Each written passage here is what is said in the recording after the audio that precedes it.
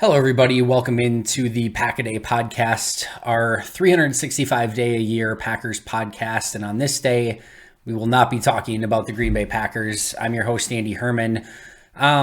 This is a Packers podcast, and in general, we are going to talk about Packers more often than not, but there's a hierarchy to things, right? If you're a Packers podcast, that means you're an NFL podcast, that means you're a football podcast. And sometimes in the football world, there are things that are going to happen that supersede the Packers and that supersede sports, football, etc. And on Monday night, during Monday Night Football, one of those events happened, and not the episode I was expecting to record. We've got a lot of stuff coming up from a Packers standpoint that's going to be super relevant, and that matters a ton, and there will be a time and a place for that. That time and the place is not right now. Obviously, Damar Hamlin, safety for the Bills, suffered I don't even know what to call it, a traumatic event, and it's more than an injury, obviously, and as I'm recording this right now, he's in critical condition in a Cincinnati hospital. And my hope and my prayer and my energy and my thoughts and everything else is just hoping that stays that way, that he's able to maintain in the hospital and get out of critical condition and continue to improve. I don't have a ton of words to say. He obviously had this scary collision with T Higgins. He stands up, he collapses. It's an absolutely horrifying scene that nobody wants to experience, that nobody wants to witness, but is part of this very dangerous game that we know and we love and we watch on a weekly basis.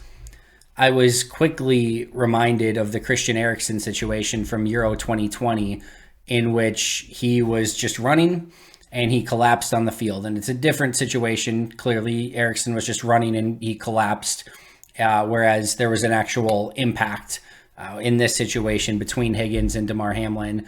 But I remember watching that Christian Eriksen scene and just being shook to my absolute core of, like, I legitimately thought that he died right then and there, that I was just watching this amazing game, and right in front of our eyes, we saw a player that I thought at the time had died and had no idea how to respond to that. And thankfully, in that situation, a miracle took place, whatever you want to call it, and he ended up being okay and is still playing soccer to this day. And my mindset is always one of positivity whenever it can be, and that what kept going through my mind in that moment was, let this please be another Christian Eriksen situation. Let this please be a situation where this looks scary as hell, but a miracle comes out of it. And not only is Damar Hamlin okay, but he can continue to play football and all of it, right? And like I said, I'm just hoping and praying in all of it that ends up being the case. Just the same as it was for Christian Eriksen. And listen, I have some issues with the way that the NFL handled this in the moment. I get it's not an easy situation, but that's another topic for another time, in my opinion. This is simply an outcry for, hopefully just support. And I was very buoyed by the fact that 99.9% of people were very positive and, just sending positive energy to Damar Hamlin, to his family, to the Bills, to the Bengals, to everyone involved in that situation. I wish that we could have that sort of outpouring of support and love on a more daily basis when it's not just because of a catastrophic event. But I was still very much buoyed by the fact that there was so much outpouring of love and support in this situation. And if you look at the toy drive that he had put together, right? Like, he had, I think, something like $12,000 raised or something. And as of recording of this right now, it's made over $1 million in support of his foundation and his charity, which is, again, it shows the power of love and humanity that exists that we don't always get to see on a day-by-day basis, because unfortunately, a lot of the negativity drowns out a lot of the positivity, right? So I'm buoyed by that. I think it's a really, really harsh reminder that this is a violent sport, and it's a sport that we love, but it's unforgiving and there's no two ways around it. And this isn't the first time that something like this has happened. It's not going to be the last time that something like this has happened.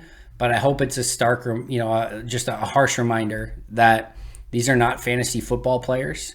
These are not players on Madden that you can reset the game and start over or start a new franchise. These are real life human beings. And listen, I get you see the amount of zeros after the initial dollar sign that the players make, and it's easy to say, and listen, I'm preaching to myself. I'm preaching to myself as well. It's easy to, say, hey, they should cut this guy or they should fire that guy.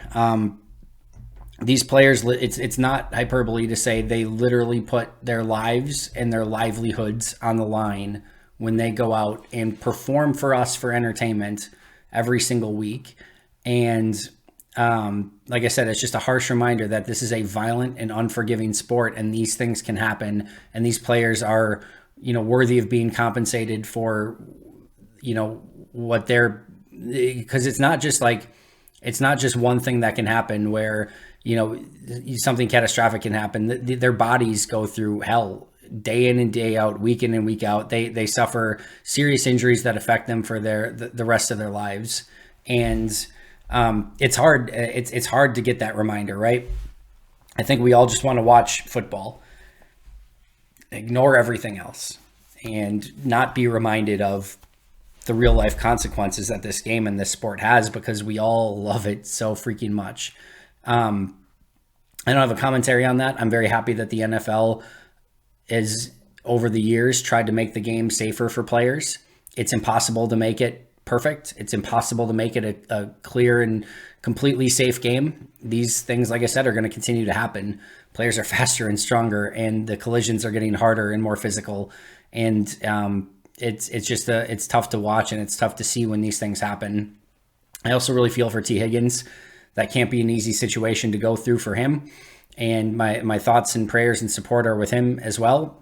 Just because from a mental standpoint, that has to be insanely hard. And it sounds like, he's having a hard time with it, understandably so as well. So, yeah, like I said, there's not some hot take. There's not some key takeaway from this. It's just a message of support for Damar, for T, for the Bengals, for the Bills, for everyone involved. Clearly the biggest of which is Damar Hamlin, and that he's able to come out of this. Like I said, whether you are a praying person, a energy person, a manifestation person, whatever you are, just try to put as many positive vibes and energy out there. And hopefully it matters, and hopefully we get something that is positive that comes out of this. So praying and thinking and supporting Damar in every way that I can think of. And hopefully, like I said, hopefully we get positive news out of this. In the meantime, that we remember that it's a game, it's a violent game, but these are real people, and this game can at times have real consequences. Don't have anything else for you. There'll be plenty of time to talk Packers for the remainder of this week. That's all I got. Thank you for listening. Thank you for watching. We'll be back tomorrow with another episode, but I appreciate you watching. I appreciate you listening. I appreciate your support, and we'll see you guys tomorrow.